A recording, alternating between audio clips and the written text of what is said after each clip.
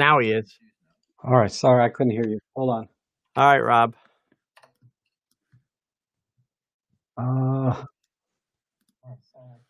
Let me get the link. Where's the new link? Can't find it. It's on the Facebook group. Okay.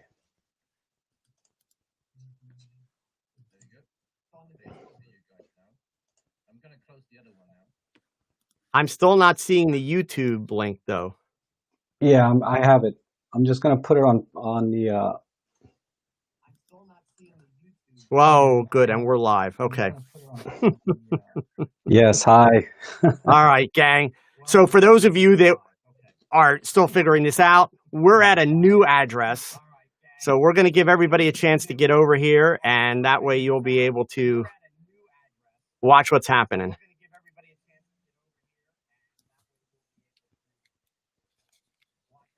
Yes, I'm gonna put the link.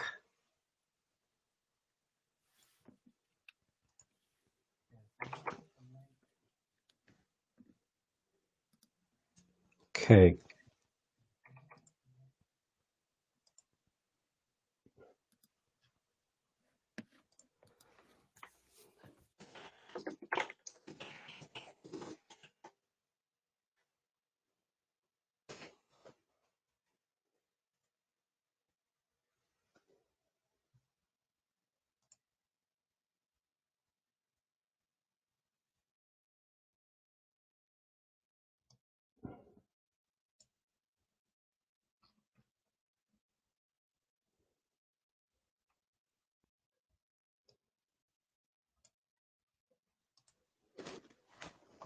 Yet.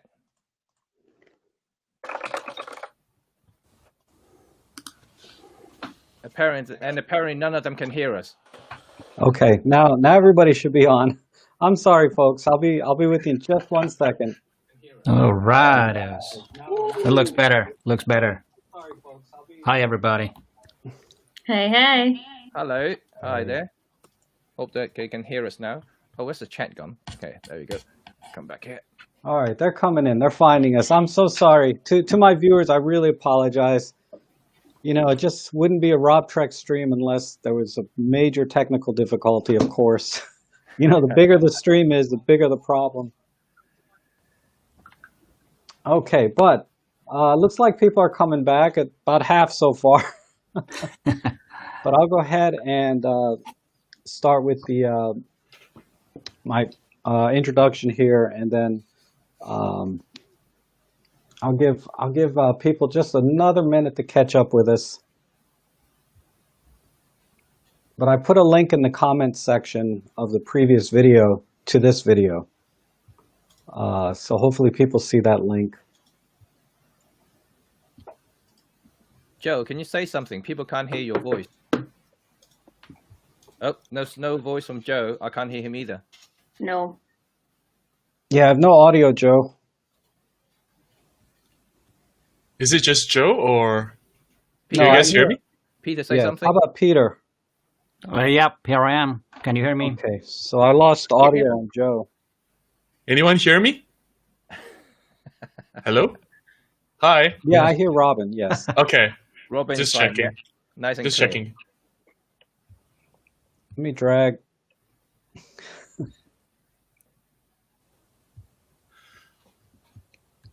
But Joe's audio seems to be on, but then yep, nothing coming out. Hi, David. I can see you typing in. Yeah, maybe Joe, just disconnect and try and come back in, maybe.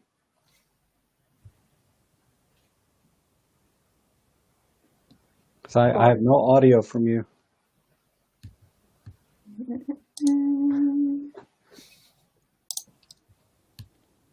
So just to troubleshoot, do you hear me now? Yes. Yes. Oh, yes. All right. Yeah, so here, I want to go back. We're good. And you, Okay, so can you hear me now? yes. Yep. You can still hear me now. Good. Okay. All right. Yes. Okay, well, let me start over. I'm so sorry, everyone, for the technical issue. I hope most of you found us back here on the new link. But welcome to the Micro Four Thirds online meetup for 2021. And again, I want to thank all of our viewers for being here and being patient with us while I get this started. It's all on me. It's my fault. But also, thanks for taking time out of your day to be with us. And I really hope we'll make it the best of it to make it both engaging and educational for you. I also like to thank our guests here. I have 5, Joe Edelman, Jimmy Cheng, Robin Wong, Peter Forsgard, and Emily. 6 very special people in the Micro Four Thirds community and professional photographers that I'm sure you all know, but I'll let them introduce themselves and tell you a little bit about themselves. Today we'll be talking about our hopes for Olympus and the Micro Four Thirds format, along with some the challenges and new opportunities for 2021 that are going to be presented to us. So without further ado, and then one last thing, I really wanted Matti Sulanto to be with us here today, but unfortunately, I had another technical difficulty, and I could not get a 6th person in to the guest stream, and he was the last one to join and wasn't able to get in. So I'm really sorry, Matti, but I'll have you back on again soon for all of us. So like I said, without further ado, let me go ahead and introduce our guests, and I'm going to do it in the order that you've come into the stream, and that would be Joe Edelman first. Joe? Rob, thanks for having us. I am looking forward to this conversation. It's actually nice to get to kind of virtually meet the rest of the group that's here. But for those of you that don't know me, my name is Joe Edelman. I'm an Olympus visionary based in the United States. I have a YouTube channel. I have a podcast, the Talk Chat Photography Podcast. And I'll let somebody else go. Okay. I have next up here, I have Jimmy Cheng. Okay, hi there, and well, I'm glad that we finally resolved these technical difficulties, so we're all here. So yes, for those who don't know me, my name's Jimmy Cheng. I also have a channel called Red 35 Photography in YouTube here, and I have been a Olympus ambassador based in London, UK, for the past year or two, and I switched over from Canon to Micro Four Thirds about 4 years ago. So I have a lot to talk about here for those who want to challenge me about, which format is the best. Okay, awesome. And Emily, tell us about yourself. Hey, I run the Micro Four Nerds YouTube channel. I'm a wedding photographer based in the Northwest England and just an all-round camera nerd. So very happy to be having a chat with you guys today. Awesome. And Robin? Hi, everyone. My name is Robin Wong. I'm from Kuala Lumpur, Malaysia. I'm probably the one that is like all the way from the other parts of the world. I enjoy photography, and I really love to see everyone just pick up the camera, go out, shoot, have fun. So do that, and let's chat about photography. All right, let's do this. And Peter. Peter Forsgard, how are you? Yeah, I'm fine, thanks. And very glad that we finally got this going, and we have a lot of people, 256 that it shows on the stream. Wow. That's really exciting. I'm really happy that you're all here. And if you don't know me, my name is Peter Forsgard, and I'm a professional photographer from Helsinki, Finland. And I'm not saying that I'm an Olympus visionary because my contract ended in the end of last year, but I have an agreement to be an ambassador, but that hasn't been signed yet. So those who has been asking, that will change in a near future as we get the contracts done.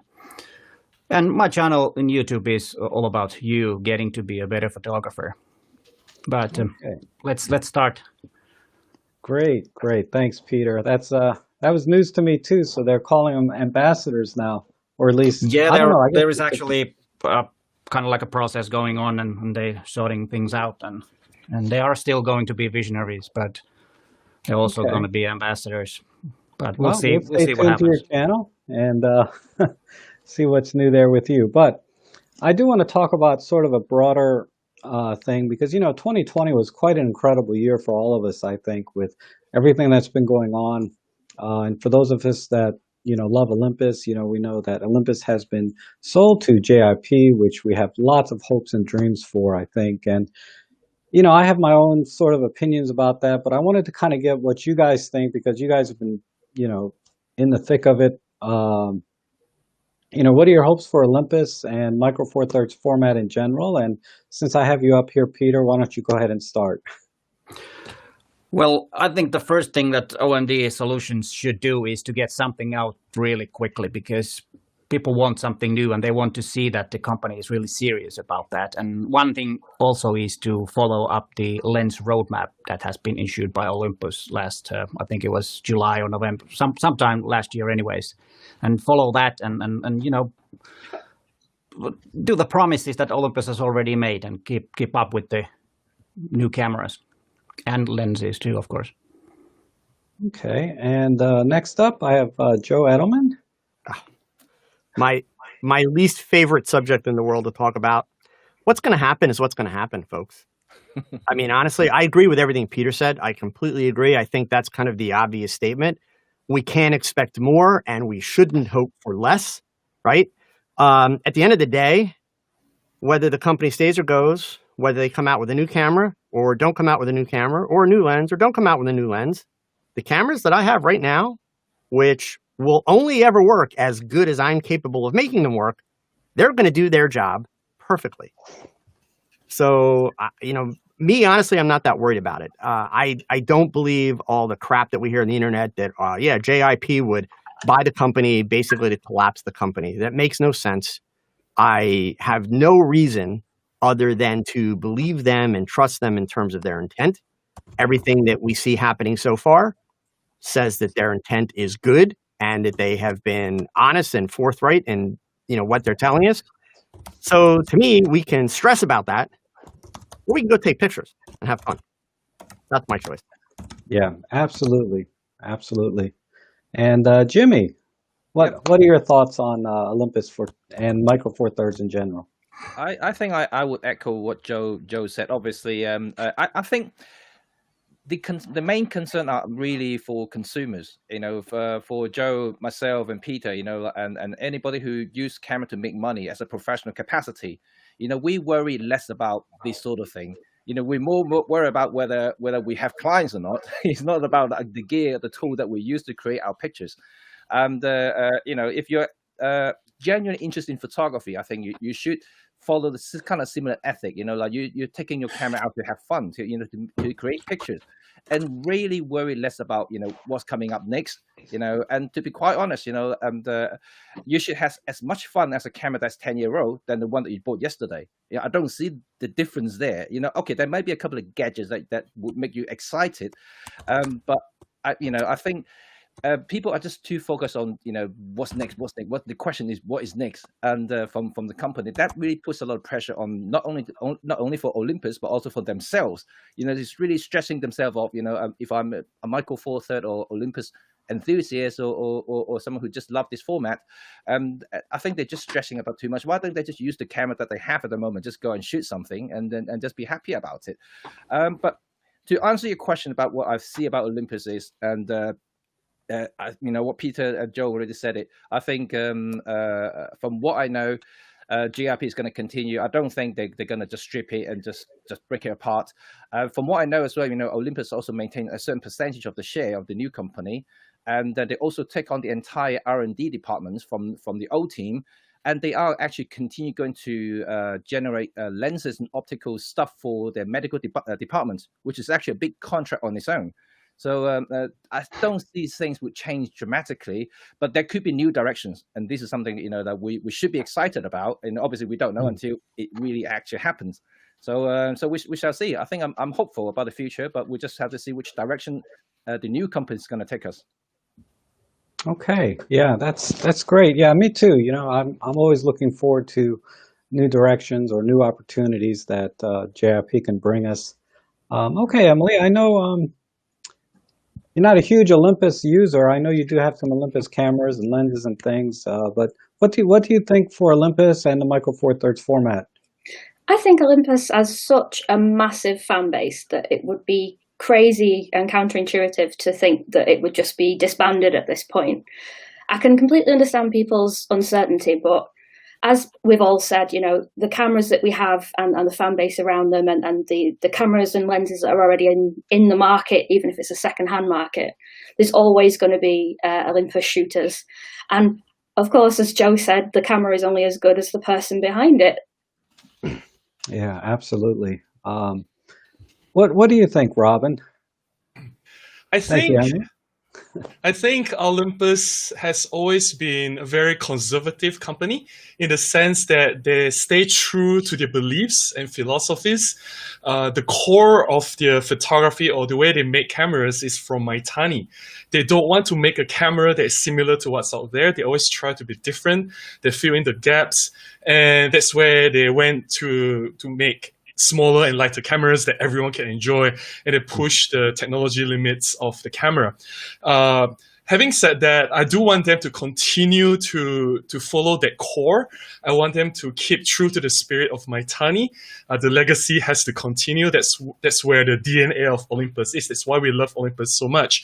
But at the same time, for Olympus to continue to survive, for them to be able to be in this modern days business, imaging business, they do also need to listen to the customers and what they want. They need to respond to the needs of, like, the world has evolved to video making, filmmaking, right? So there has to be more video-centric features in the cameras. And the world has certain demands in photography as well. So I know it may be difficult to find a balance between what the customers are demanding and what they themselves want to do. But if they can find the sweet spot, I think that's where the JIP or where the new Olympus direction will really take off.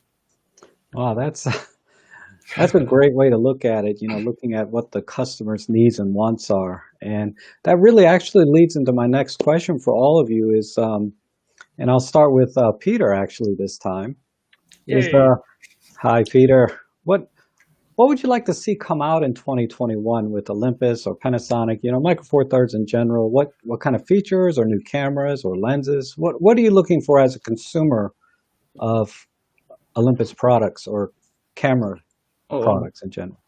Well, like Robin said, that they have to listen to the customers, and what I would say that is a video-centric camera that can match up Panasonic GH5, and maybe there's probably a GH6 coming, because that's a huge market also too, because people are a lot more making videos, and even though Olympus is a good video camera in many cases, it still lacks some features on that could show that it could be like a C camera or even B camera in a bigger productions. And now it really cannot. Okay, the raw output that is available for EM1X and EM1 Mark III is a good start, but I think they should concentrate on that and make a dedicated video-centric mirrorless camera.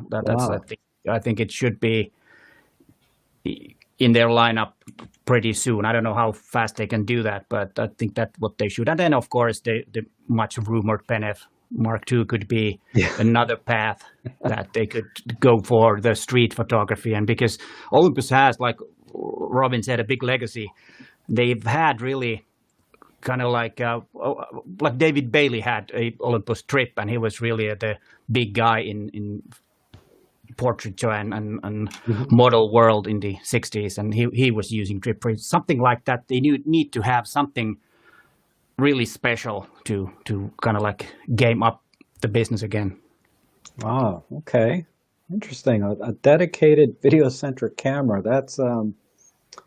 That would certainly be a new direction for Olympus, because they've always been sort of the photography side of the Micro Four Thirds world, and Panasonic has been the video side.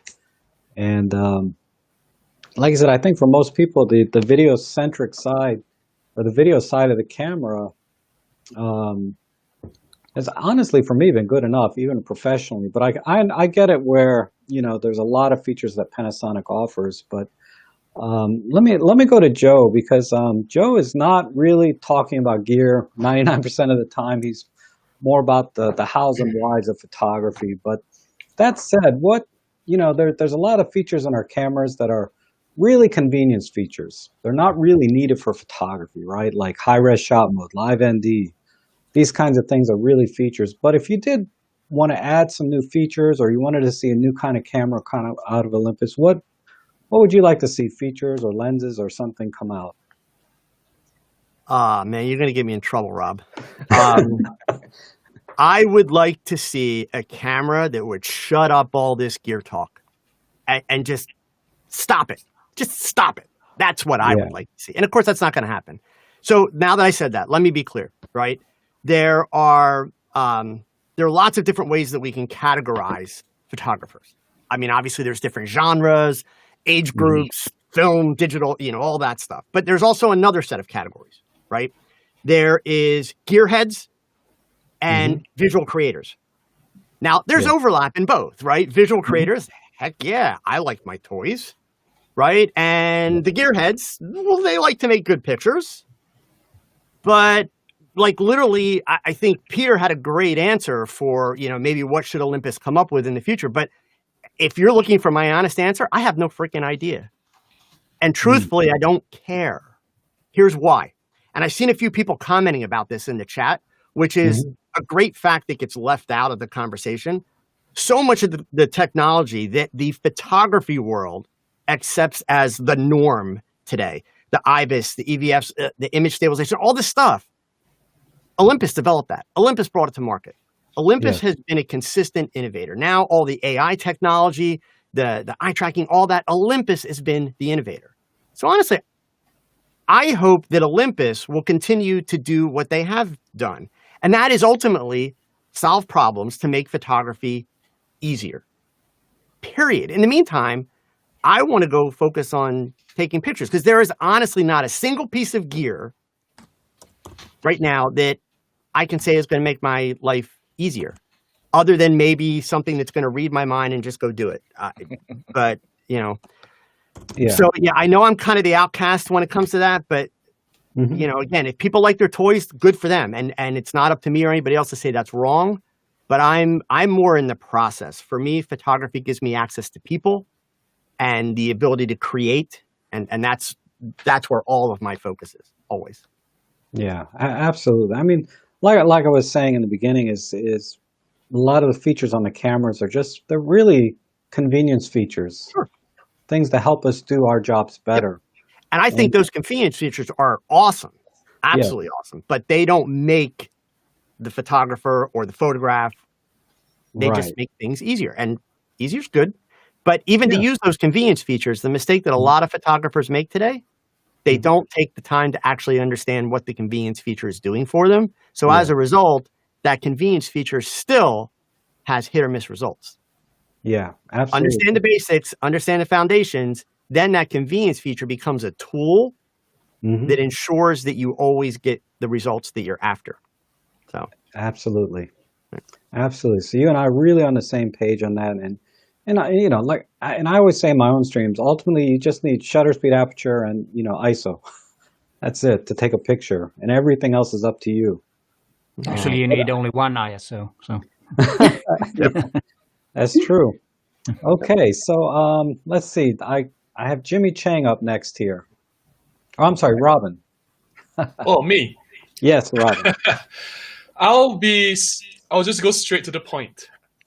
EM1 Mark II, EM1 Mark III, these cameras to me are near perfect. But for me personally, there's only one thing that I wish to see in Olympus in this year to improve, which is an EM1 Mark III with a new sensor. That's it. An updated sensor. I don't necessarily want more resolution. I think 20 megapixels is more than enough for what I do. But I do want to see some improvement in dynamic range, high ISO. That's it. But I also have to acknowledge that there is a huge crowd out there who want better video features, like 4K 60p or maybe 120p if possible, or maybe 6K, I don't know. I'm not a video expert, I don't speak for them, but there is a huge demand and I can't just turn a blind eye on them. So just 2 improvements in whatever camera that they are about to release this year, if they are releasing, and they better release something this year. Just use the old EM1 Mark II, EM1 Mark III camera. Everything there is perfect. The 5/6 image stabilization is perfect. The processor is amazing. We have the pro capture mode. Autofocus is fast. Everything is just the build quality, the handling is, for me, is near perfect. I have no complaint. The only thing that I wish to be better is we all want a new sensor. That's it from me. Yes, absolutely. How would you feel if they went back to 16 megapixels but offered more dynamic range? I'll be okay with that. I have no issue. Yeah. Okay, good. All right, Jimmy. What do you think? New sensor, or what are your hopes, or what would you like to see Olympus do? I kind of agree bits of from everybody, so I'm going to mesh Yeah. it all up together. Okay. So I think that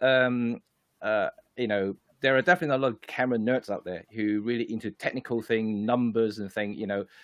For those people, there's never going to be enough. No matter how, what camera comes out, how technically superior it is compared to the current model, next gen sensor, processor, megapixels, whatever you name it, they are going to have something to good enough. Oh, you can't compare with this and that. There's always going to be people like that. Even if Olympus release a full frame camera, just for argument's sake, there are still going to be people arguing it. Oh, as great as Canon or Sony, there is always going to be people like that. So rather than drilling down to what's next, I would rather just say that this is I agree with Joe. You have to learn your basic if you're really into photography. And all these features that you gain from Olympus or any cameras for that matter are really able to just assist you. They are assistants. They're not really doing the thinking for it. They're really not making better photo for you. You are the guy who's controlling those features. So if you can't time yourself to capture the moment, if you can't judge the exposures yourself, because they are still computers at the end of the day, they can be tricked. Exposures can be tricked no matter how you look at it. So you have to basically use your instinct as a photographer to actually accommodate all these changes and all these elements, all these variables happening around you, and make the shot and make the judgment and decision to actually click the shutter button. So this is really me. And then I echo what Robin just said. I think the M1 Mark II and Mark III are really near perfect cameras. For most photographers, I think they are definitely way more than enough to do whatever they need to do. And I don't see there's any sort of disadvantage, to be quite honest. And like I said so many times in my videos, people always talk to people, about high ISO performance are not as good as the others. And look, I shoot wedding myself, and I go to really dim environments. We look for light. As a photographer, if you're looking back in the old days when we used to shoot films, we put an 800 film in it. Like at max, we put a 1600 in it, but it would be so horrible. So we try not to do that. We use brighter lenses. We look for the lights. We have to read the situation to make the shot. It's not about, in a way, I think that technology has kind of spoiled us a little bit. I'm not disagreeing that not having the high ISO performance is a bad thing. It's a good thing, but you're not going to be a paparazzi trying to like snoop in somebody's bedroom, and trying to take a shot, and bump up to 1 million ISO. It's not going to do that. Even you have that capability, you are not going to use it, unless you are just some creeps, right? So to me, for my photography, I'm still trying to do as low ISO as possible. That's my general rule of thumb anyway. And if I need, just for emergency cases, if you've got 1.2 lens or even 0.95 lenses that you can get nowadays, 1600, 3200 is really the ceiling that I'm going to hit. And so for cameras that can do 500,000 ISO, 1 million ISO, it doesn't really matter to me at all. And in that sense, the Micro Four Thirds actually is not too bad at all. And now we have a lot of computational photography software that can actually alleviate a lot of the noise reductions, like I already demonstrated with which software I'm talking about now. I can't even remember. So anyway, one of the software that can do a lot of good noise reductions, and it really kind of does a lot of hard job for us now. And plus the percentage of high ISO shots compared to the normal ISOs or lower ISOs are really just a tiny margin of it. So I'm not really too much worried about the inferior argument of people saying about high ISO performance on the Micro Four Thirds platform. And bokeh, and this is another thing I hate people talking about bokehs, which is it really isn't something that I should be talking about, to be quite honest. And you can see everybody's now got a little bit of blur background in the back, and how much blur do you need? And unless you really don't want to recognize where you take the shot, and that's entirely up to you. Bokeh to me is just part of how you want to convey the message over to the viewers. How you want to, subject isolation is a word, but don't overdo it. That's what I'm trying to say. But apart from that, I think that Olympus should actually, that's last bit now for Peter, is they should listen to the customer, and I think they should. And there's definitely a need for videos, and we see that even in 2020, if you look across the board about all the manufacturers now, they are gunning the vloggers, the casual video guys, and you can see the direction where it's hitting. Not just Olympus, you can see everybody's moving that way, and that means Olympus kind of stalled a little bit because of what happened last year. But I think this year they should really kind of get back to it and start thinking about something more video centric, or maybe adding more video features into the cameras, whether it's going to be by firmware updates or actually have a new camera that has those features. And that would certainly shut a lot of people's up, in terms of, because Olympus can't do videos. In fact, like we're shooting everything with Olympus at the moment. All the videos that you see in my channel are shot with EM1 Mark II or Mark III. So, I don't see a disadvantage there. But for those people who are really into those numbers, give them 4K 60. It's more like a marketing thing. Just give them 4K 60. Give them some. Yeah, check all the boxes. And that's my 2 cents. Okay, very good. So, Emily, now you have a lot of gear review on your channel. Yes, I would be in the gear head in that Venn diagram. What I love so much about Olympus, and it is a very gearhead answer, is I think they are honestly some of the most gorgeous cameras out there, particularly like the Pen F line, RIP. What I would love is an updated version of that. I loved going out as a street photographer with all the tactile buttons. It's small, it's compact. It's a very beautiful, beautiful camera. If they just added a few more features down that line, maybe weather sealing and a mic input and all the usual suspects, it's nigh on a perfect camera. But it just doesn't fit what I do, because I do need to be more hybrid. So it really killed me off not having the mic input and things. But I do absolutely love that style aspect and the timeless look of the Olympus cameras as well. I know they are tools and we shouldn't think too much about that. And God, some of the Lumix cameras I use are so ugly. But as a gear enthusiast and a photographer, I do think Olympus definitely has a very, very strong aesthetic. And I'd love to see more down that road. Absolutely. I am definitely with you on that. I feel like the camera has to inspire you sometimes, Definitely. At least it does for me, to go out. And Yes. it doesn't matter what it's capable of so much as, do I want to take this out and go take pictures, sometimes.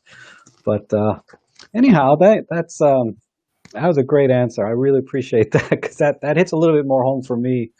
Because I bought the Pen F as a pure vanity purchase. There's nothing technically about it that drew me to the camera. It was just, I thought it was beautiful, and to this day, it's still my favorite camera, especially after I learned all the things that it can do.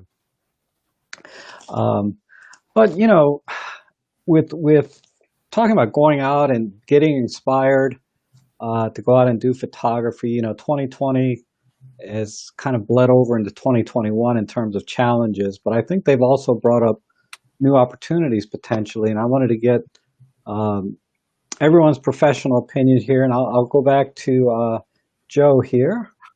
What do you think some of the challenges that we're facing now that may not, that we might be able to overcome, and what new opportunities do you see for 2021? As a photographer in general? Yes. Gosh. Well, actually, before I answer that, I just want to step back to something that Emily said. As I was listening to her, I realized Olympus could sell so many more cameras if they would put Emily in the commercial calling the cameras beautiful and gorgeous with that accent. Gold. Yeah. They would go over the top. Anyway, sorry. I just had to say that. So that being said, I take a slightly different line about challenges. I mean, yeah, we're in the middle of a pandemic and it's, crazy times. I know, Robin in Malaysia, he's dealing with, a lockdown that pretty much makes it impossible for him to make any money. Here in the US, it's certainly more regional. And sadly, here in the US, a lot of photographers just don't care and they're going about their business. I'm not saying they're not using masks and that kind of stuff, but they're going about business as if, nothing was going on. I think at the end of the day, as a business person, if we're talking about professional photographers, so I'll give you two answers. If we're talking about professional photographers, number one, the best piece of business advice that I will give to any professional photographers, you should never have all your eggs in one basket, meaning you should have multiple streams of income. I know in my area, a few photographers that I am friends with very wisely, when the lockdown came into place last March, they pivoted and they started reaching out to companies that were selling on Amazon that are doing product work, because if you ask around, the demand for product photography went through the roof in the United States when the pandemic hit, because a lot of companies that hadn't been selling online started selling online. And so you had a demand for images. And the best part of it is it's really easy to do product photography and social distance and not have to be around people. In my case, I started doing a lot of online teaching as well as doing my YouTube work and those types of things. So multiple income streams are very important for any business, whether there's a pandemic or no pandemic, period. As far as photography in general, I would argue that the pandemic's not the issue. I think if somebody, and this is maybe sounds a little harsh, I'm not trying to be a jerk to anybody, but just going to keep it real. Yeah, it sucks if you can't go photograph your preferred genre of photography. So for me, I almost always work with a makeup artist and team of people. I can't do that right now. But that doesn't stop me from picking up a camera every day and taking pictures of a hairbrush or a bottle or a leaf or a stone or something that I've seen, because that idea of just creating and seeing things, it's in my DNA. Now, it's something that for my life, I have developed that skill. I've worked on that skill. I enjoy it. It's an ongoing challenge that I have. So that hasn't changed just because of the pandemic. I think the biggest challenge with the pandemic is just being patient to be able to get back to normal, but you still keep shooting. So I don't know if that's exactly what you're looking for, Rob, but it's kind of in my. I mean, everyone has a different way of approaching photography with the challenges that we face with the COVID and the restrictions, and I'm with you. I keep a camera. Like I have a couple of cameras, but I keep one next to me all the time, and I'll just pick up and take a picture of my shoes, Sure, and see, and just see how it comes out, and play with some of the other features and get to learn it better. And so I keep taking pictures. Basically, nothing's really changed in that respect. And I think another opportunity is really if you can get out, the streets are empty. You can get some shots you wouldn't be able to ever get before. Entire highways just empty with this beautiful skyline, things like that. You'll see a lot of opportunities photographically that you wouldn't get when there's a lot of people around. So that's the way I kind of look at it. But what do you think, Emily? What are you doing for 2021? How do you, what challenges have you seen, and how are you overcoming them, and what opportunities maybe have come up for you? Well, as a wedding photographer, I have not been doing very well. But as Joe says, being able to pivot and use your skills in other areas is really important. I've created some courses with a big photography tutoring service called iPhotography. So I've done a wedding masterclass, I've done a Lightroom course, and doing sort of one-to-one tutoring and mentoring. Thankfully all over Zoom now rather than face-to-face. So I've been really blooming fortunate to still be able to be working within photography. But I do miss weddings and I do miss going out. And I so envy what you've said about, having sort of the passion to just keep shooting, because in some ways, I don't know if it's because it's winter or if I haven't really seen people for so long, I have really been struggling on a personal level to get out and create. And you're exactly right. I've got like a zoom lens, I've got a macro lens, I could do indoor photography, but I don't know, I feel a little bit, it's all quite stressful at the moment. In my area of lockdown, you will literally get fined if you're not going for food or medicine.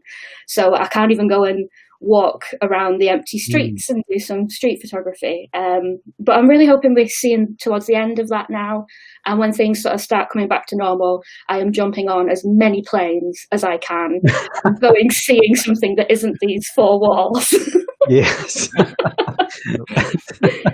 That's great. All right, thanks, Emily. Let me go over to Robin and see what he's doing, because I know he's definitely facing one of the biggest challenges of all of us, I think. I think this time around, it's not the first lockdown in Malaysia. So it's like the second huge lockdown.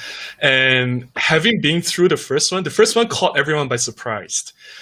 We didn't know what to do. We didn't know what to expect. So this time around, it hit, I'm not going to say it's pretty. It's quite bad. But we know what to expect, and so we sort of know mentally how to prepare for that now. For me personally, the biggest change this year is that I'm no longer an Olympus visionary, and a lot of people come to me and say, "Oh, Robin, we're so sorry to hear that news. You know, we feel bad for you." But don't, right? I appreciate the kindness of everyone, but I can see it as I'm losing something. But honestly, I've never lost anything. I'm really appreciative of all the opportunities that I've had working with Olympus, and I've actually worked for them before I was a visionary. I was a staff. So I've learned so much. I've gained so much over the years. I've had a lot of travel opportunities. I've met a lot of wonderful photographers from all over the world, and it was an amazing ride. 2 solid years. So it's time to move on. And to be honest, I'm really excited. Like starting the year, I thought to myself, wow, I can finally pick up a Canon full frame camera. And to some people say, oh no, Robin is betraying us. No. Hold your horses. I'm not going anywhere. Olympus will always be, for now, will still be my main workhorse. I will still use Olympus, my EM1 Mark II, my EM5 Mark III. You know, I have plethora of Olympus lenses. It is still my main system that I shoot videos for my YouTube. I still use it for my shuttle therapy sessions, but I want to explore the world. There is Fuji, there's Canon, there's Nikon, there's Sony, there's so many other flavors out there that I just want to try. So that's opportunity, I guess. That's what Rob is asking, right? What's opportunities I'm seeing in 2021? So it's for me to grow and expand myself and to see what all these things are offering. And I got here the Samsung S21 Ultra. I'm not sure if it's launched in the market yet, but Samsung Malaysia got me this to try. So I'm excited to try new things, explore new horizons. In terms of challenges, of course, being in a lockdown is difficult for everyone. It's never easy. But we do what we can. And the goal now is not to look too far ahead. I don't think we can predict what's to come. We don't know what will happen a month, 2 months, or 3 months down the road. The pandemic could get better, it could get worse. But what we can do is to just take a step at a time, survive each day, and make the best out of it. Like if you can shoot, just take the opportunity and just shoot like it's the last day on Earth, and enjoy photography as best as you can. That's my only advice that I can see. Yeah, that's great advice. And yeah, when my viewers were telling me about, oh, did you see Robin switch to Canon? I was like, oh, that's great. And to use Olympus's line, break free, right? I think every camera offers, a different experience. They don't have to be technically better. They can be film cameras. They can be medium format, but really, I always felt like every camera brings a different experience, and I'm glad you're able to explore those opportunities, and I'm very excited for you in that respect. So thanks for sharing that. And I think I have Peter up next here. What are you looking for? What are your challenges have you had, and what new opportunities maybe do you see for 2021? Well, of course, the pandemic has been a struggle. You have to change a bit your way of working and your clients, because all of it, like in March, all of a sudden your calendar was like poof from your regular work. And my work is usually with companies. I don't do photo shoots for private persons, always a company behind there. I used to have a studio, and to be honest, get fed up with people. So corporations, of course, there are people in corporations, but they are easier to handle anyways. And of course, I had also some online courses in spring with Olympus, because they had this Home with Olympus thing, and I had some lectures here in Finland, and some of the dealers also had some online courses where I was speaking about photography and gear. And also what I've been doing is to learning new stuff. Of course, as being a professional for 30 years, I've done almost everything, so nothing is really new. But of course, like macro photography, what I did quite a bit in the spring and summer, and then started practicing bird photography just for two reasons: that's good content for my viewers, and then also learning about that, and just happened to have a few longer lenses available, which also made that. But learning new things, and then on the video side, of course, when you're doing YouTube videos, I'm interested in video making because I do videos for clients too, and been learning some special effect things.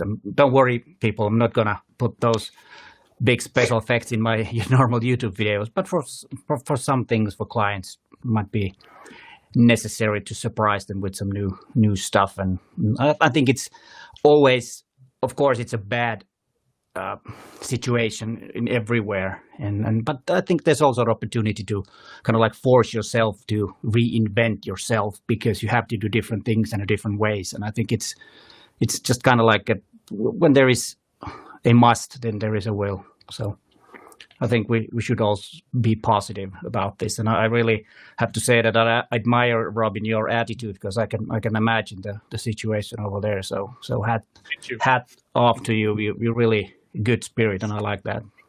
Yes, absolutely. So if there's a will, there's a way. Absolutely. Okay, so I think Jimmy, I haven't heard from you yet. What do you think? Me. What your challenges have been? What opportunities do you see for 2021? Things get back to normal, I think, in summary. I mean, Emily, obviously, we're both in the UK, so we experienced basically the same thing. And but what I would say that compared to the very first national lockdown that we had last March, compared to the one we have now, I'm actually more stressed for this one than the last one. For one main reason, I don't know how many of you have you got like young kids at home, and I have twins. I have a pair of 8-year-old in my home. The schools are closed, so they are full time at home, and you can kind of imagine the environment that I'm actually in at the moment.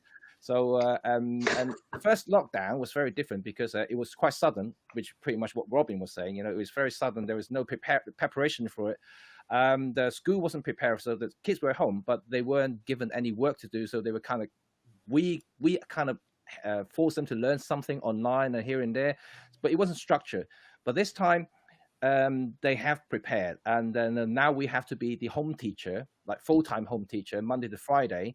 So during the day, I have to work 5-6 hours with my wife together to teach 2 kids at home.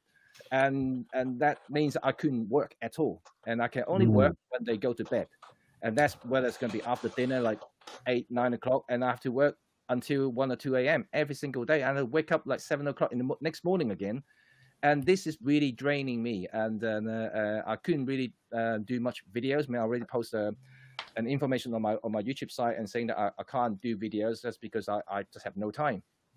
And I even send letters to my collaborators, all the companies who send me stuff saying that I have to delay the schedule because I just simply couldn't do it. So it's quite draining for this particular lockdown, and I do find that it's definitely more stressful compared to the last one. And still, at the moment, what we have from our government is that we don't know when this lockdown is going to be eased or lifted. And schools are not going to be reopened. The earliest maybe before Easter. So this is so that means I'll still have another few months to endure before things are going to be more open. We will work again.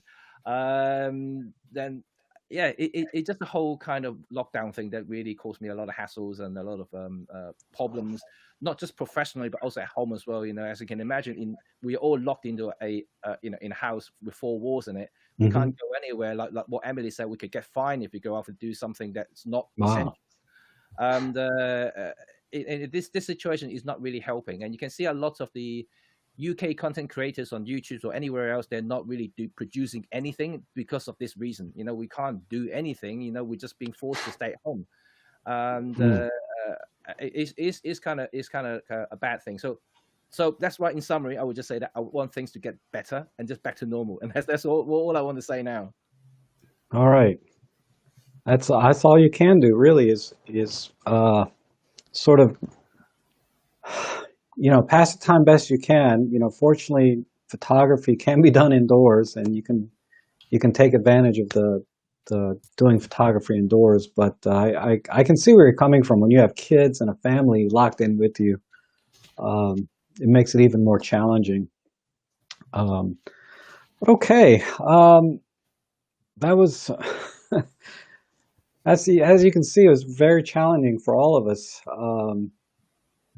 during 2020. But I think we're all very hopeful for 2021. Looking forward to this being over and behind us and getting back to some normalcy. But exploring those opportunities, like everyone was saying, either in product photography or macro photography, or some learning something new. And a lot of us have, turned to educating others as well, with our online courses, our channels, and whatever other media outlets we have. I think have been are really going to be a lot more available to us, for all of us to watch and learn about photography. For 2021. So I think on that side, there's going to be a lot more educational content for us to learn. And I think, what I'd like to do now is actually sort of just do a quick lightning round type questions, from each of you. And I know these might be kind of hard, but just to get to know you a little bit better outside of your photography, but maybe, I don't know. Let me just go ahead and start asking. And I'll just start here. And I have everybody in order on the screen here. But the first question I have here, and try and give a one word or one sentence answer if you can. If you could only have, because these are questions I get a lot. If you could only have one camera and one lens, what would it be? Joe? EM1 Mark III 45mm f1.2 Pro. Wow. Okay. Emily? The Lumix GH5 with the Lumix 25mm 1.4. Wow. Okay. And how about you, Robin? One camera, one lens. EM5 Mark III 12 to 40 f2.8 Pro. Wow. Okay. How about you, Jimmy? One camera, one lens. EM1 Mark III and the 17 1.2 Pro. Okay. And how about you, Peter? Well, I would have the EM5 Mark III with the 25mm f1.8.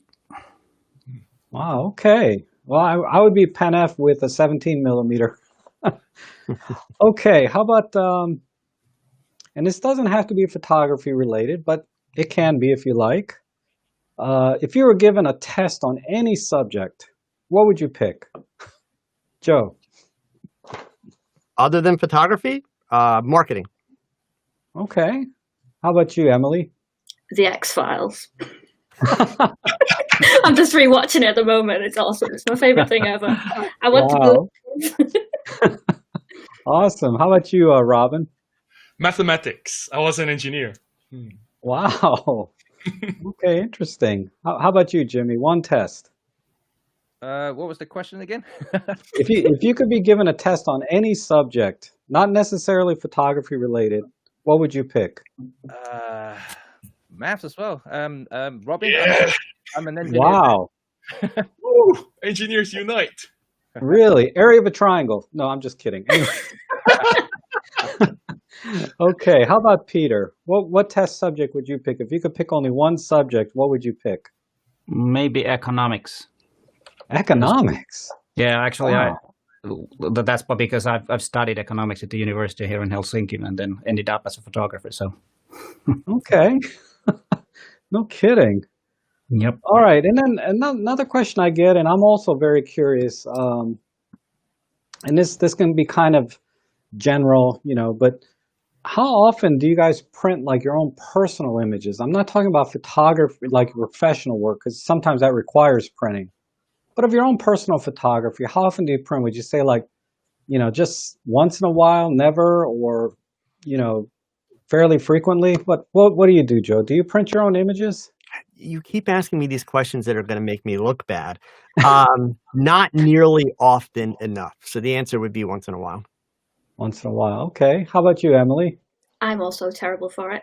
I've just got an astrophotography shot printed in the office space here, and I'm starting a photo book that kind of goes from 2016, that's how bad I am, to 2020, just picking sort of my best few images from each sort of holiday or event, just to try and actually get something printed. It's a New Year's resolution for me.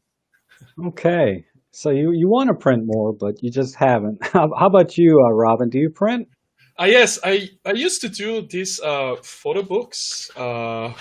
These are my street photography images, various sizes. I do one like, I think every few months, 3 or 4 months once. Used to do it, but since the pandemic last year, I haven't printed anything for the past 1.5 years. Okay. So yeah, maybe I should print more since I have time now. So yeah, but otherwise you print pretty regular. Wow, yeah. That's good. All right, how about you, Jimmy? How often do you print your own images? I don't print regularly like what we used to back in the film days, but I do print for well, not for the last 2 years because there's no exhibitions going, there's no event, but I used to print stuff for exhibitions and displays and things like that. So I have a bunch of them. Nice. So I love printing actually, because I don't think you can compare images on screen compared to actual physical print. I mean that's how I see things. I see things as a picture, as an actual print on the wall. From distance. I mean, I don't pixel pips. This is another thing. So I just like to see, how whatever size it is, I just like to see them hanging on the wall and just, it's just special. Okay. How about you, Peter? Do you print your own images? Not at the moment, no. I used to have a wall where, way back when we lived in another place and I had a studio. Then, of course, I printed a lot of photographs, but not. I haven't done that. I know I should, but I don't have a printer right now, so I can't really print. Okay. Wow. All right. Yeah, I'm kind of in the sometimes category as well. I only print the 4x5s to put them in photo albums, but I do like to print time to time. I'd say every couple of months I'll go through and print my favorite images and put them in an album. But nothing large, just 4x5s. Print is forever, really, in my opinion. But okay, that's great. I want to thank all of you for joining me today. I think really it's been such a treat for all of us, for me, for our viewers, to hear your opinions and your expectations and hopes and dreams and everything, and also some ideas on overcoming some of our challenges that we might be facing in 2021. So thanks again for joining me today. This is not the end of the stream. I'm going to continue on after this for about a half an hour and try and answer any questions from the viewers. And you guys are welcome to stay if you can. I understand if you can't, but I'm going to take a little 1-minute break. But do you have any parting words that you'd like to leave our viewers before I go to the break? Joe? Stay safe, wear your masks, practice your social distancing, pick up that damn camera and shoot something, because your best shot, it's your next shot. Adios. I'll be back for the Q&A if you want to hang around. All right. Awesome. Thank you, Joe. All right, Emily, how about you? I think I need to take Joe's advice because I need to shoot more as well. So let's all keep as positive as we can in these trying times and get back to normal as soon as possible. And I shall also stay for the Q&A. Okay, awesome. Thank you, Emily. And Robin, any parting words for this section? Same with Joe. Go out and shoot more photographs if you can. Phototherapy, right? Yes, phototherapy. All right. And then Jimmy. Stay safe and keep shooting. Stay creative. Yes, see you in the next picture. Okay, awesome. All right, and then last but not least, Peter, any last words for this segment? Yeah, of course, you need to stay safe and obey the officials, what they say, and start a photo project. Start something new, which means you need to shoot more. Awesome. Photo projects. That's a great idea. Okay, so everyone, I'm just going to take a little 1-minute break for everyone just to kind of gather our thoughts again. And I do have someone moderating the chat section that was taking questions. So I'm going to take the questions from the chat section that have come up before, and then we'll try and pick up some new ones as well. So thanks again, everyone, but hang on for 1 minute. We'll be right back.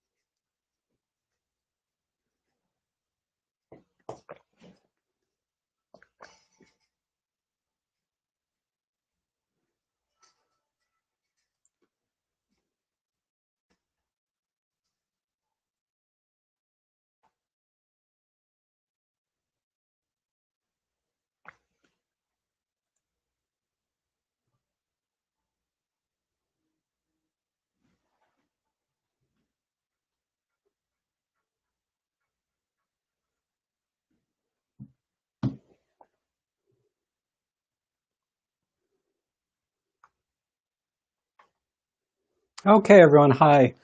I am going to, I just need to kind of still organize a little bit. I should have stayed on a little bit longer during the break. But anyhow, I do have a list of questions from the chat room, and then I have a bunch of new ones as well.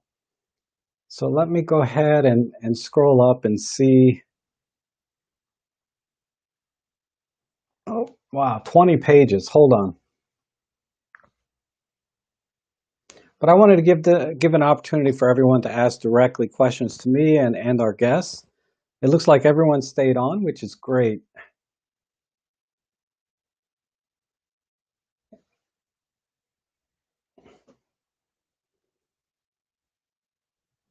All right, let me bring on everyone again as a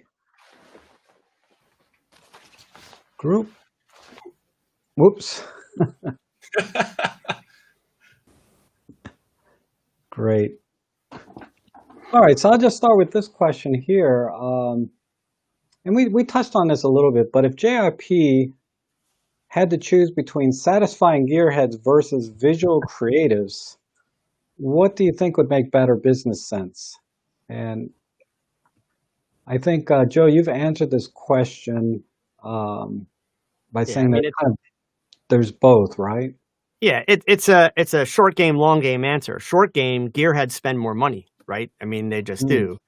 Long game is, developing photographers that will ultimately be loyal to the brand and really build their career around the brand. And they have some of both already. But yeah, if we're just talking money, then go for the gearheads. Okay, and I think this is a good question for Robin. Which lens is more suitable for portrait and street photography? Like between the 17, the 25, and the 45 f1.8s? And also, which one do you think is the best image quality? They are all great lenses. I'll answer the second part first.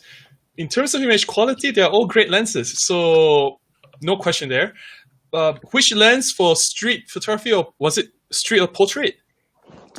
Yeah, both portrait and street. I guess it's portraits in street. I can't speak for everyone, because if you go to like those hardcore street photographers or the classical street photographers, they'll prefer to use wider lenses, much like 17 or even 12. But for myself, I prefer to use longer focal lengths like 25 or 45. But that's just my personal preferences. It all depends on what you want to do. If you want to shoot a lot of the environment, either for street or portrait, if you want to include a lot of background to tell a better story, then go for wider lenses like 17. But if you want less background to deal with, if you want to just focus on the subject, then go for 25 or 45. That's my suggestion. Okay, and I have a question here.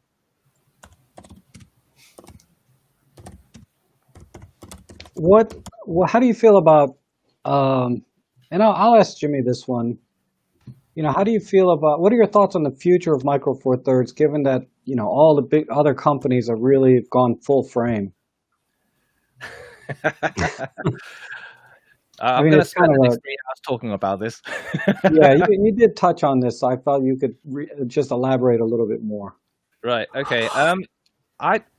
To me, Micro Four Thirds is a format, and people. I think people have different interpretation about what Micro Four Thirds really is. If you trace back all the way back to where photography first started, we have different formats. We have large formats. We have different sizes of negatives. We have different things altogether, and each thing and each format has its actual benefits and disadvantages. We all know that. So basically, you pick the right tool for you and what you actually do and produce as a photographer and as an artist. And Micro Four Thirds has its place. To me, it has its place. We all know about the benefits of Micro Four Thirds, why mobility is important for a certain type of people, why sizes is important for certain type of activities. So I don't think there's a question about it. Even though people may actually say that full frame camera bodies are getting smaller, but you still can't defy physics, where full-frame lenses are still going to be bigger, no matter how you look at it. So, yeah, if I say that Micro Four Thirds is, is the best camera in the world, No, it's not. I don't think any camera in the world that's on the market right now is the best cameras. None of them are. And to me, you just have to find the perfect and the best camera for you as a photographer, and that's it. And for me, I think Micro Four Thirds is going to hang around. There's a lot of companies now are actually joining new companies joining the Micro Four Thirds Alliance. The people who might have watched my channel or Peter's channel, we know that Lowrey became a member last year, and they started producing a lot of Micro Four Thirds lenses. So it's other people. Sharps is going to doing 8K video cameras, which is coming out in a year or two. So, hopefully that's going to be the case. There are new companies, big companies are actually starting to join the Micro Four Thirds and seeing that as a good way forward for certain type of activities. I'm not suggesting that they're going to replace full frame or they're going to be better than anything else. It's just that they have a place, and so I guess that to answer people's question or being confident about the Micro Four Thirds future is that don't worry about too much. Like we always. All of us here are saying the same thing, just enjoy photography, enjoy whatever you're creating with your Micro Four Thirds cameras. Worry less, but produce more. Awesome. Absolutely. Yeah. The gear doesn't matter, right? Ultimately, it's about your passion for photography and just getting out there and enjoying the craft, and improving your own skills, all of that good stuff. And to that end, Peter, another question I got is about what do you think a project is, or what kind of projects would you recommend? Yeah, I was just actually writing to the chats, and I think you should have a project that starts from something that you are interested in. And I think it was Deborah. Wait a minute, Deborah Mountain said that she's interested in drifting, for example, cars. So that you have lots and lots of things in there. You got the drifting itself, you have the drivers, you have the mechanics, you have the people who's watching it, and you have the tracks, you have cars, you got everything. There's so many different projects that you could make on that. So that could be something that, but I would start for something that I'm interested in. And I know one person who had a project because he did not have so much time to photograph. So what he did, he took his camera to work every day, and he was commuting on a bus. And what he did was photographing all the garbage and scrap that was on the street that he saw on the way to work. And that was a simple, nice project, and ended up being something bigger in the end, because there was something that nobody has ever done. And it was actually a very interesting project. So it can be anything, actually. Okay, yeah. Yeah, I liked your project on, I think it was the paper cups that you're going around. Oh yeah, I have one. Yeah, that's one, because people are, drinking coffee from their mugs when they commute to work, and then they leave them everywhere. And then making image of those is one thing that I've done. Not lately, because of nobody's commuting to work here in Finland. Everybody's working from home, so no coffee cups around. And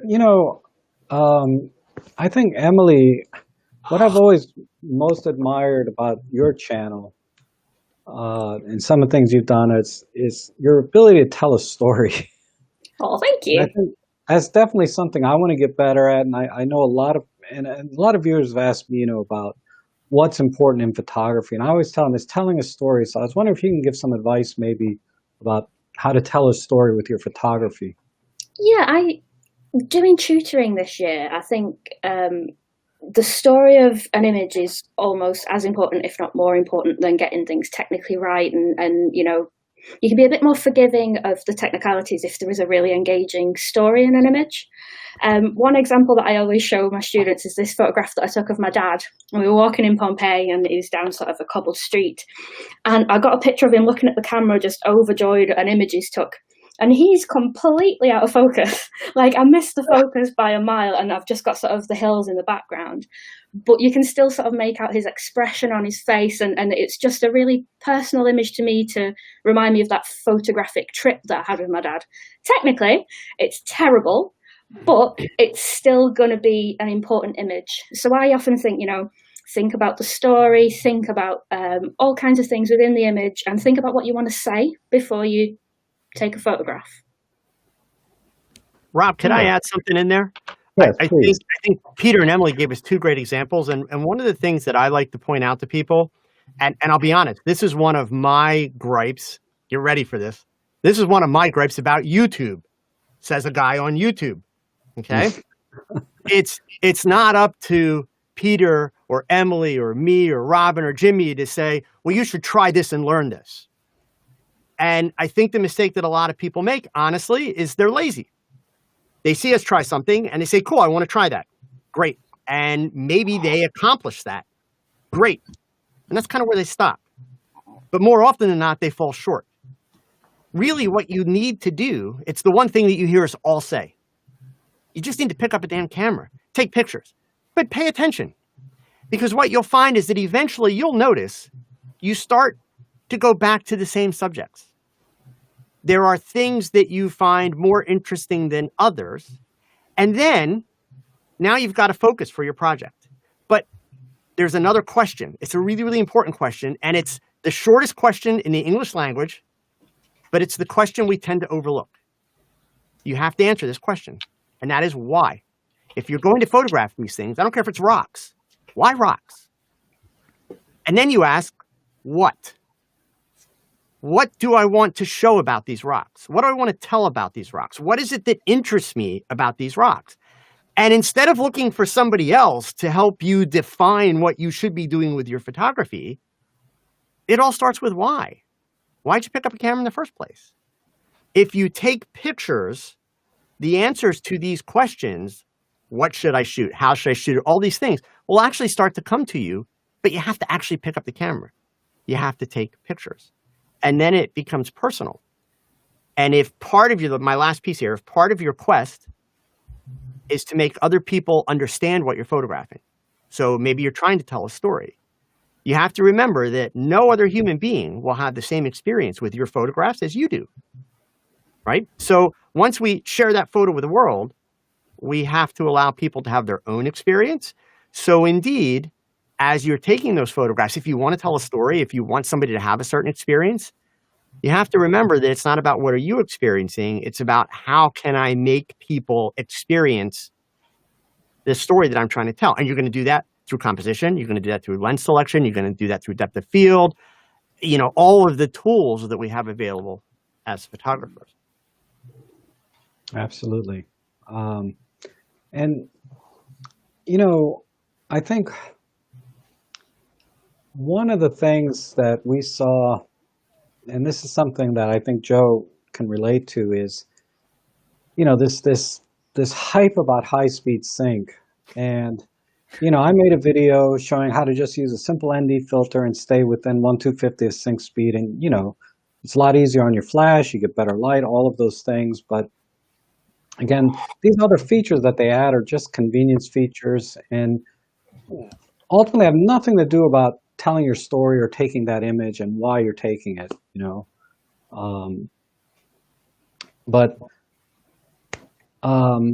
You know, sorry, I'm not articulating that too well, so let me move on. You know, Jimmy, I had a question for you, it looks like, and I think I know the answer, but why do you call your channel Red 35?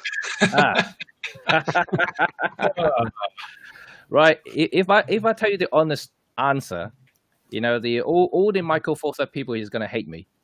Oh, uh-oh. Right. But I mean, you know, to be honest, it's not a secret, and I did answer that before. And when I first started the channel, and that actually before I made a proper switch to Michael Four Third Olympus. So I was still a full frame guy, and then in fact, the red came from Leica because I was a professional Leica shooter for 2 years in the UK. So I worked with Leica UK, and that was kind of like a transition. I told you that I came from Canon. So I've been a Canon photographer for about 15 years, and I worked with Leica UK for 2 years. So I've been shooting exclusively with the Leica M camera for 2 years. So when I started the channel, I thought, let's use the red because there's a red dot on the Leica thing, and also what 35 is actually a focal length. And you know, when you asked me about if I ever to pick up one camera and one lens, what was going to be, I told you EM1 Mark III and 17 1.2 Pro. 17 is Michael Four Third focal length. In full frame, is around about 35. And that is actually my answer, because my 35 millimeters is my focal length, because I'm so used to that focal length for literally all kinds of things that I do. So I chose my favorite focal length, and then just the red dot, and then that's how it all started. Okay. See, I knew this because I watch your live streams. But Robin, I think you're probably best to answer this one. Is what non-macro dedicated lens would you recommend for macro? And Well, it depends on what you want to do with the lens. Hey, when we pick and choose a lens, there must be a purpose. Unless you have too much money, you just buy everything, right? So it depends on whether you want to shoot a bird, then you go for a super telephoto lens, or if you want to cover a wide landscape, then go for a wide angle. So every lens has a specific purpose. Or if you just want a general lens, then the 12 to 100 Pro or a 12 to 45, 12 to 40 Pro, this would be a great lens to use. But you have a macro lens, so I can't imagine you want to buy another lens which is not for macro to use it for shooting macro, right? So it really depends on what you want to do. Figure that out. It's like what Joe has asked. Like you have to ask these questions: what are you shooting, and why are you shooting that? So by answering what you are shooting, by figuring that out, then you can decide the right tools for the job. Yeah. okay. I don't know, Peter. You said you would test on economics, so I'm going to kind of ask you this one. Let's see. What about like Olympus or JIP licensing out technology to other companies? Do you think I don't know. What do you think about that? Do you think they would do a better job maybe than Google? I don't know, or just licensing out, because we know Olympus has been an innovation of a lot of things. Yeah. Do you think that would make economic sense for them to do that? Well, if we go back in history, when Pen F, the original film camera, was made, and also Pen, it was one of those half-framed cameras, and they kept all the patents to themselves, and the Pen F was not a very successful camera when it comes to business-wise. Otherwise, it was a great camera, but it did not sell that well because they kept all the patents and nobody else was making them, so there was no boom. But I don't know right now how that would work, because every camera manufacturer has their own things going on, and every camera has, I think even Canon has an IBIS, and they all have them. Of course, Olympus has invented many of these and have patents, but they've made it probably with a different way. So I can't really answer that, what they should do in that sense. Maybe, well, wait a minute. One thing could be that maybe they should work more closely with Panasonic with the Micro Four Thirds, and, swapping, maybe getting some of the video features from Panasonic cameras, and then, some features from Olympus cameras to Panasonic maybe. And work more closely together and make that way the Micro Four Thirds thing bigger. Maybe that could be. Not sure. I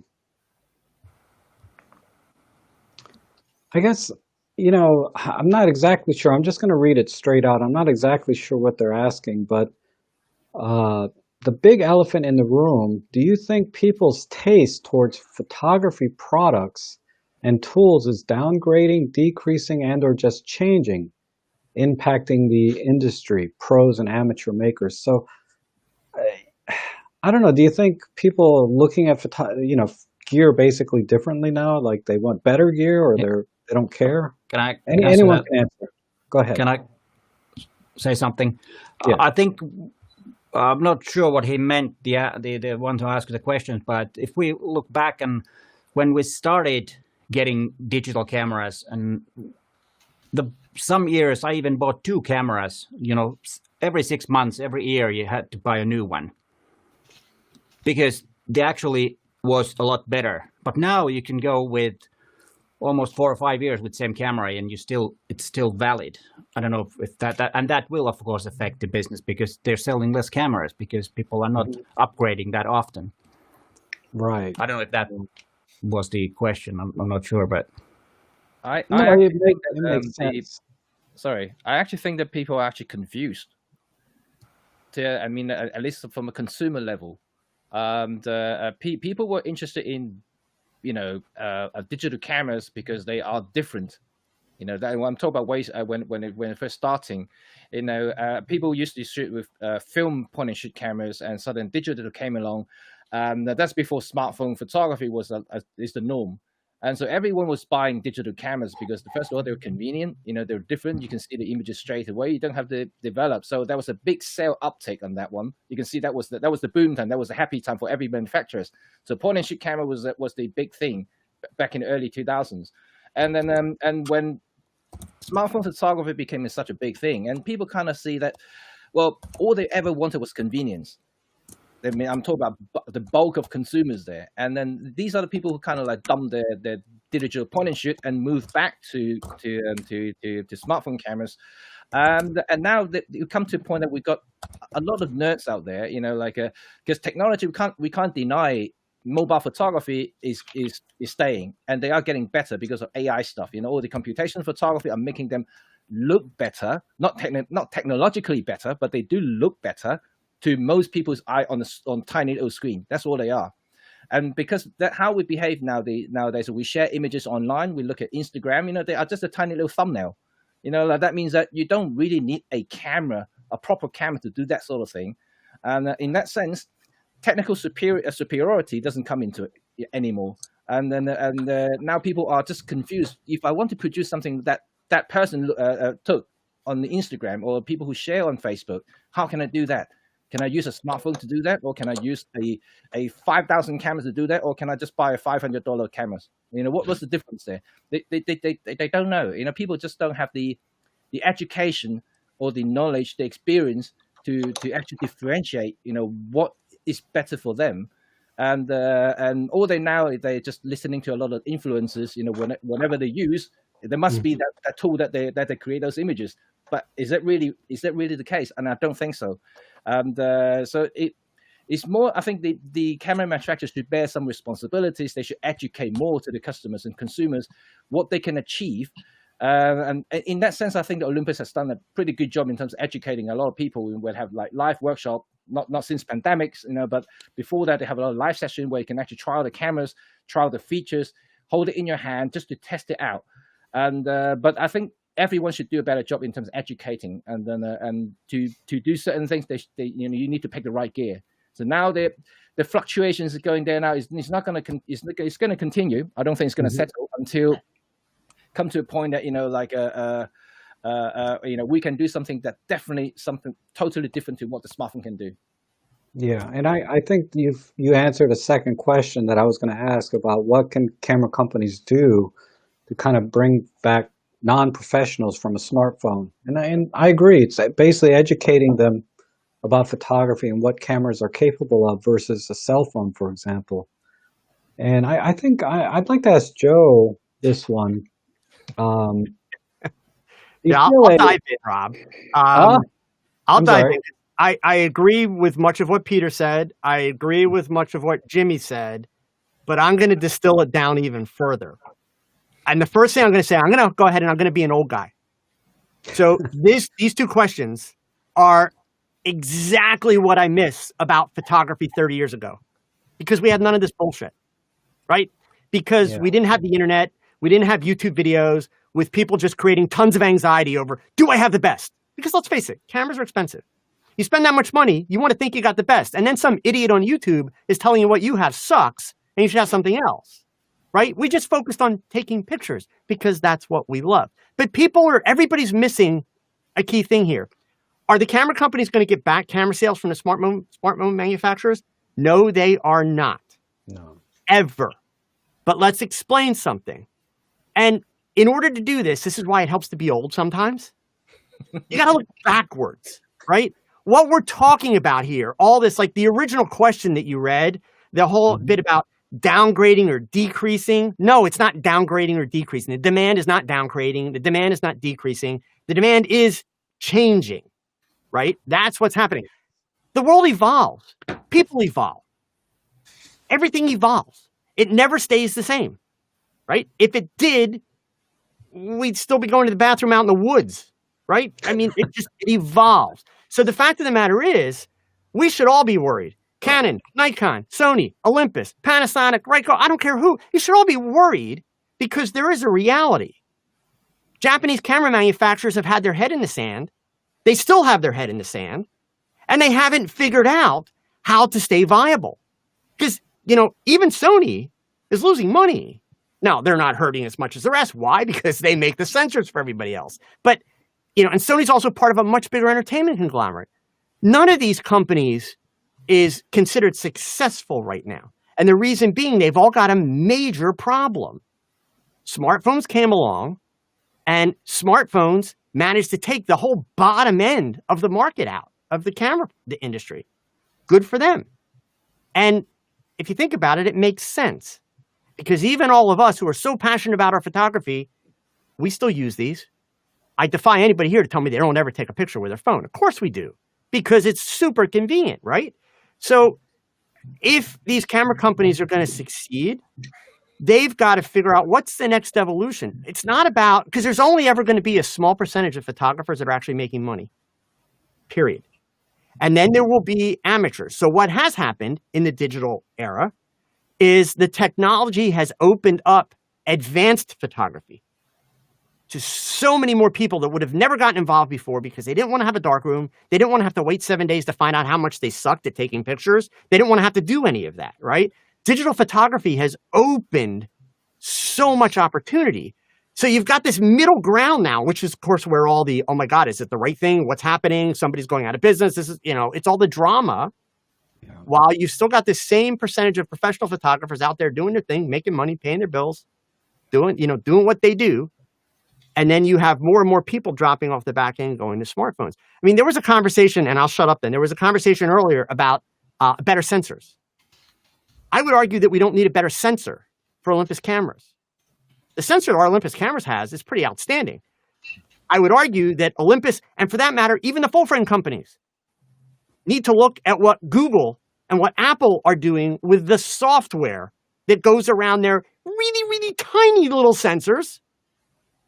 And they need to get their acting gear and start really focusing on the software, right?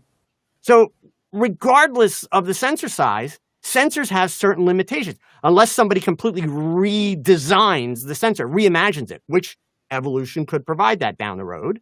But where we're at now, the key is not continually going bigger or new. The key is to look at what the companies that are being successful with image quality and advancements in image quality are doing.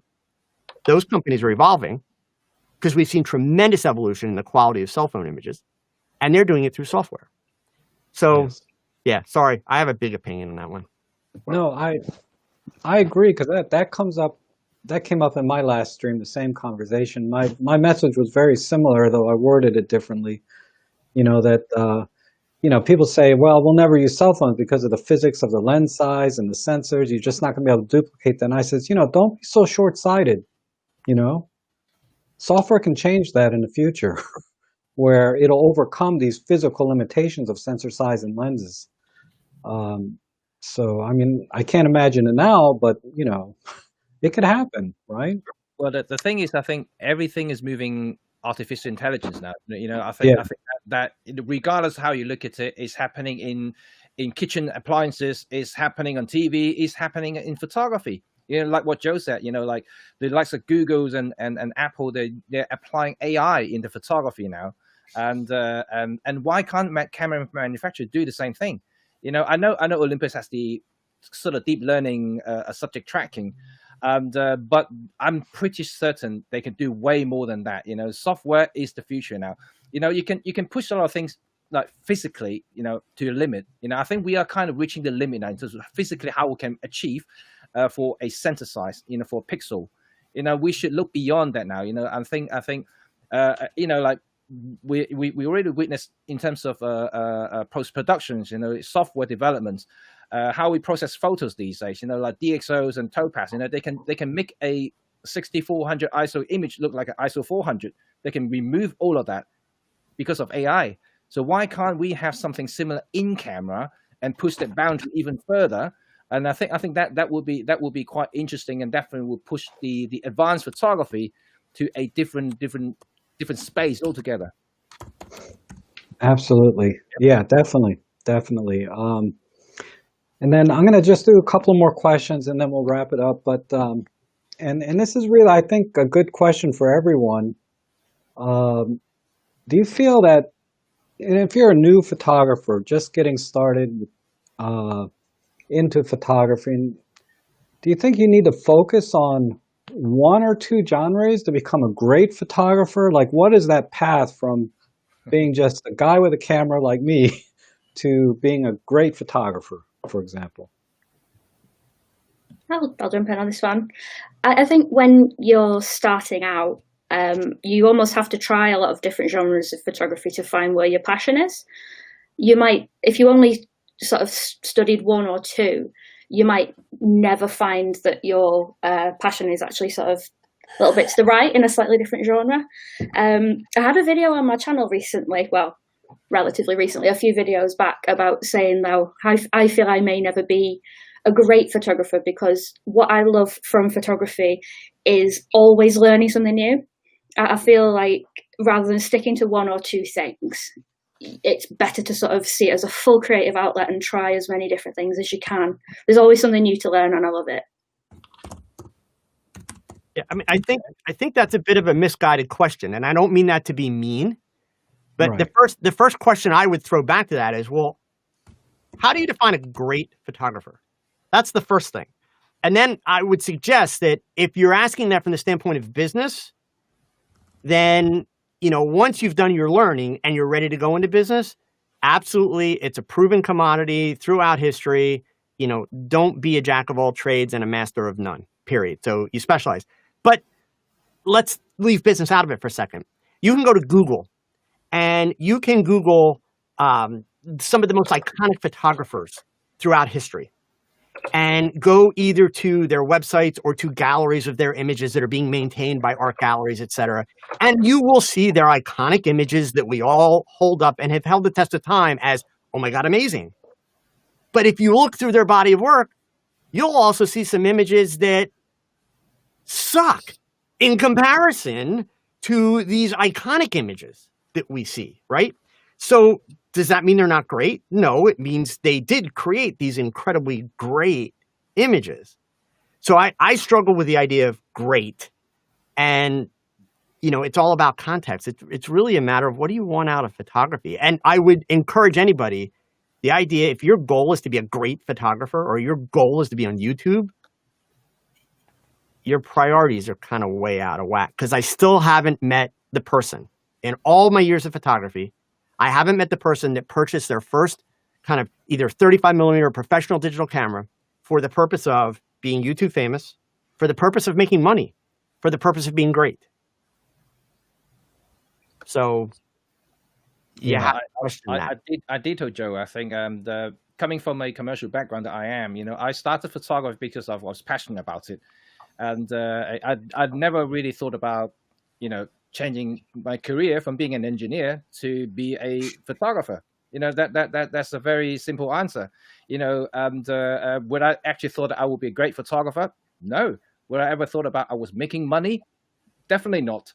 You know, it's all through time, you know, how you develop yourself as a photographer, as a person, you know, like, and how you create those images that make sense to you and eventually transferring those messages to your viewers. And if they appreciate it, and then you got some common ground there, and that's a good start. And I think for those who wants to get into photography, should really just basically think, if you are really genuinely interested in it, go and pick up a camera, just keep taking photos. And well, Emily was right. You know, you should try everything. If you're not certain about what sort of thing you like the most, you know, you should try you know, flowers, macros, you know, bugs. I'm very certain after a year or so, you know, you're gonna look back at all your photos, you find, oh, like 60% of my photos are close up on the bugs. That means you're probably a macro photographer. That's what your interest is, and you should develop in that, and just focus on certain things that really kind of get your heart pumping. I think that's really the main thing. But don't really think about, you know, being great and things like that. You know, like I think what Joe was right. You know, is, you know, can you define the greatest photographer ever? I don't think you can define that. I don't think there is one single person in our history is the greatest photographer of all time. I don't think there is one. Even in sports, can you define, the GOAT, the greatest player of all time? I don't think you can. It's all statistical. It's different time, different era. We play differently. It's really hard to gauge that. But you should aim at making, the best photo you could at that time. That's all you can do. And I think you should always look back at what you produced earlier, just to learn from it. And that way that you can be a better photographer over time, because you are definitely improving. And you should actually get inspiration from all other photographers as well. You're not just blindly believing in just yourself. I know a lot of us are in the same boat. We are quite conservative. We're quite self-centered at times, but we should open up ourselves, and especially the beginners, you should look at other people's work. Why do you think that their work are so much better than yours? You should take up some of those hints, some of those valuable experience from these photographers, and apply certain things to your own photography. And gradually, once you master those skills, and you can develop on your own. I think that's a better way of looking at it. And just do your best. I think that you shouldn't be thinking too much about it and be too hard on yourself. Otherwise, you'll be scratching your head. You'll be losing hair like myself very soon, and then and be bald, and then you will never be a happy photographer. I think that you've got to enjoy photography. You've got to be happy. And for that, forget about being great. Forget about anything. Just pick up the damn camera. What Joe said. Just go and do the bloody thing. Yeah, absolutely. And can I say one thing about when Joe said that master of none? Jack of all trade and master of none. But there is one photographer in the world who is a jack of all trade and a master of them all, and that's Albert Watson. That's the only one that I know. Right. Wow. Wow, Can I jump in and say something quickly? Yes. I think the question is about, like, from a beginner, a newcomer to photography, how to become great, or what should they do, right? If you are really new, if you've just arrived in the photography world, that's like the best time of your lives, right? Everything is new, everything is fresh, there's no limit to your curiosity. There's so much to explore. There's so much to do. Everything is exciting, right? And enjoy photography. Keep doing it. I see this in a lot of people over the years. They just pick up the camera, the joy is endless. And after a few years, if you're still having that same passion, if you still have that same childlike curiosity, then you will know that photography is for you. Because after a few years, if you don't really enjoy photography, you find that it's too much of a chore to pick up the camera to go out and shoot, then naturally a lot of people will just find other hobbies. They don't touch the cameras anymore. But if you still have that passion burning, you will know what to do. You will know where to go. Inspiration is endless, right? So if you're just starting out, don't worry so much. Take your time, shoot as much as you can, because the only thing that's stopping you from achieving what you want to do, from going where you want to go, is yourself. You will have to put in the work. You have to be able to go out and shoot more and more, because any sports, any profession out there, right? You don't just one day start and decide, oh, I want to be great in this. It'll take hours and hours and years and years and years to be really good at something. So be patient. Just go and enjoy photography. Like just what Jimmy said, you have to enjoy what you do. Yeah, and those are actually leads up to my final question, really, and that is, and I think Robin, you pretty much nailed it there. But how did you find your inspiration to get into photography, and maybe what inspires you now to go on? Basically, what was your inspiration? I mean, I had my inspiration story because I got into photography just very quickly because I wanted to take better pictures of my dogs. Because I had dogs and they passed away and I didn't have good pictures of them. So when I got another dog, I said, I want to take good pictures of this dog. And that was my inspiration and how I got into photography. But we'll just start with top to bottom again. We'll start with Joe. What got you into photography? What was your inspiration? True story. It was to piss off my parents. I was 11 years old. My parents had a 8mm movie camera that I was fascinated with, and I was never allowed to touch it or play with it. I had a deal for Christmas. I was able to pick like one kind of big thing out of the Sears and Roebuck's Christmas catalog, like a record player one year or that kind of thing. Christmas catalog came, and I saw the cameras. They had this German, in fact, it's this camera. They had a German camera for $75. It was a Hanamex Praktika Novo 1B. And I showed it to my mom and said, I want this. And she's like, no, absolutely not. I'm like, wait, it's less than $100. That's the deal. She refused. So I went and I asked my dad. He said, nope. They wouldn't let me have it. So my dad was the more slightly reasonable one. He said, look, you've been saving to get a little mini bike, like a little mini motorcycle, scooter. You've got enough money in the bank. If you want it bad enough, go buy it. He didn't think I'd do it. I did. Shot my first roll of film, and I was hooked. Just absolutely hooked. Wow. So it was a mini bike or a camera, and you went for the camera. Went for the camera, and then I got my first picture published at 14, and the 14-year-old version of me comes home, sees the picture on the front page of the newspaper with my name underneath, or a photo by Joe Edelman. And then up at the top of the newspaper where the masthead is, it's a small town newspaper, but it says read by 22,000 people daily. So the 14-year-old mind is like, 22,000 people know that I took that picture. And I was hooked. That was it. Yeah. That's awesome. How about you, Robin, going next? What inspires me to shoot? What got you started in photography that inspired you to get started? I think I was an engineer. That was like more than 10 years ago. And when I was studying engineering in uni and when I started working, I live in a very technical world where I have to think inside the box. I cannot think outside the box. If I become too creative, if I try to do things a little bit differently, buildings will fall down and people will die. So we have to follow rules, right? And, there are lives at stake. So I'm not saying that I don't enjoy my career as an engineer. I loved it. I like to build things. I like to see things happen, right? I like to figure out how things work and solve problems. That's why I was an engineer in the first place. But photography was my release. It was when I did pick up the camera and went out and shoot. It was as if there were no rules. I just do whatever I want, and I don't care about what people say about my photographs. They were really horrible, by the way, in the first few years. But I really enjoyed myself. It was my creative release. It was the counterbalance to my very rigid engineering career. That was how I started. Interesting. So you had to balance your brain a little bit, creative versus structured. Definitely.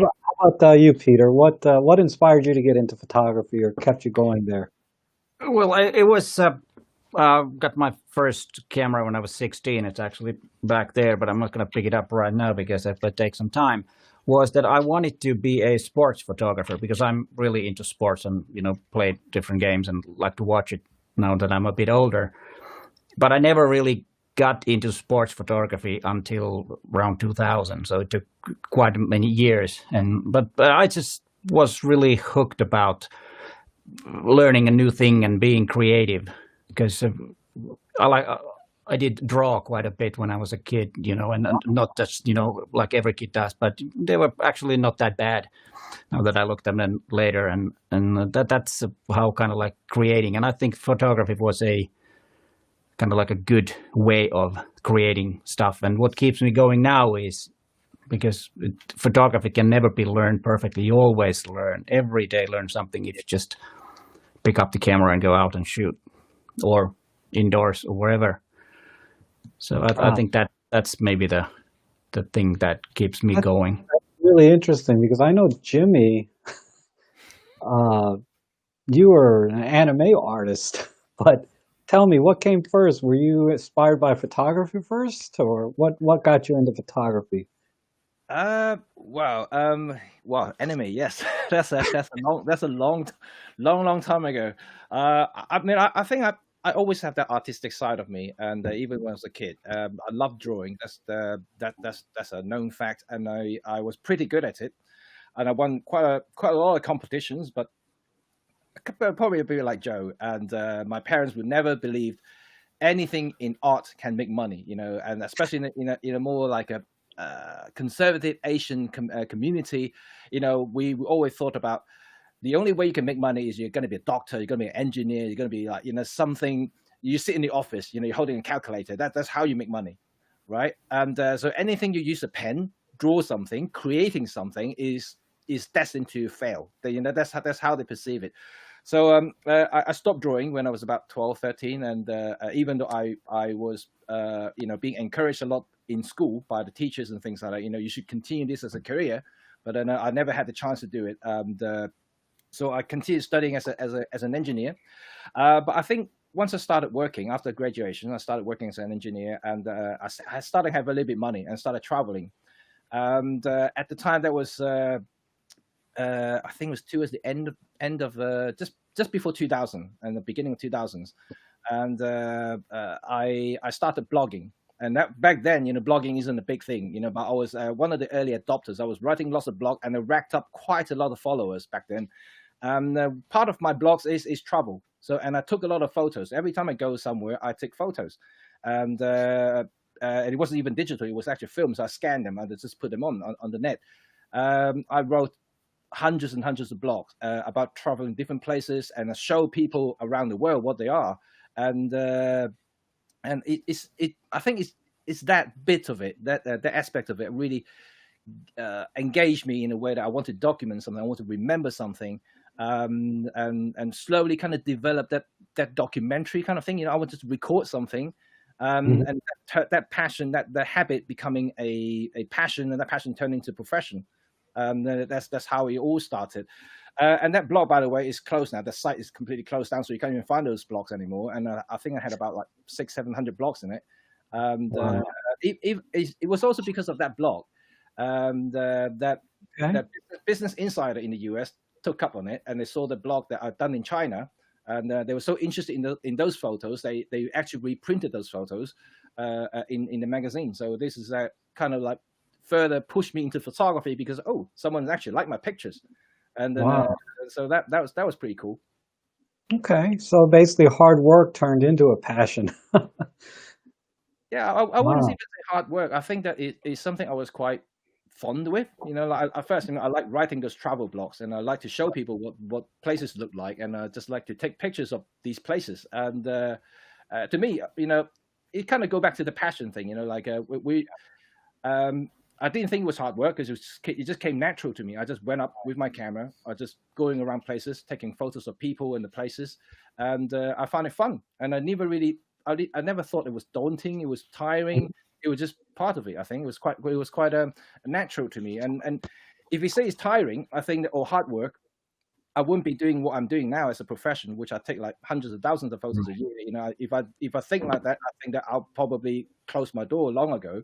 And so you got to be passionate about photography to be able to endure this length of time and the number of photos you've been taking. I think that shows that that's how I'm going to continue what I'm doing right now for the foreseeable future.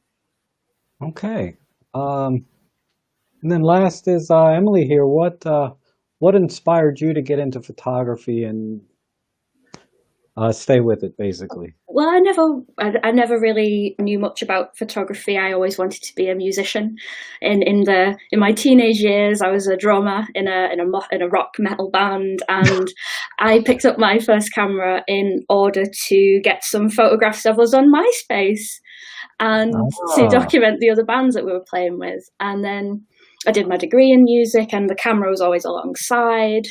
And then at some point, sort of the high that you get, and it's an adrenaline rush and an endorphin rush when you get a photograph just right, just became more and more addictive.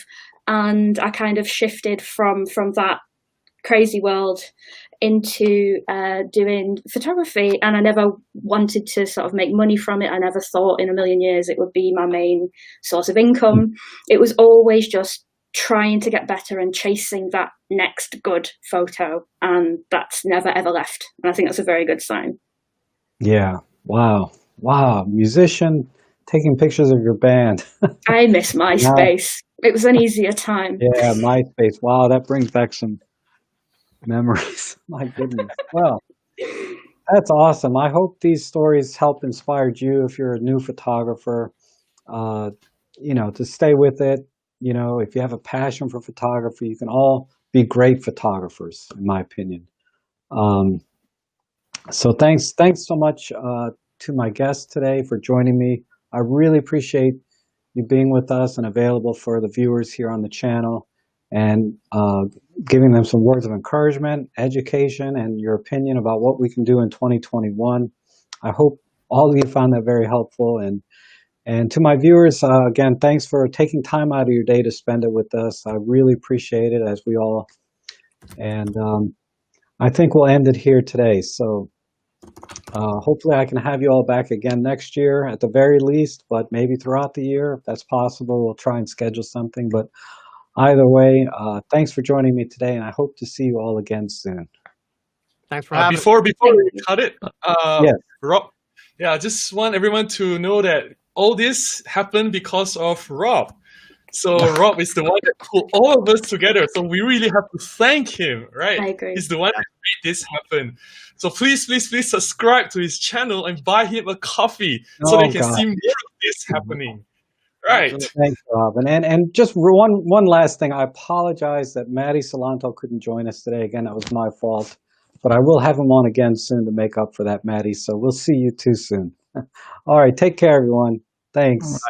Bye. Bye.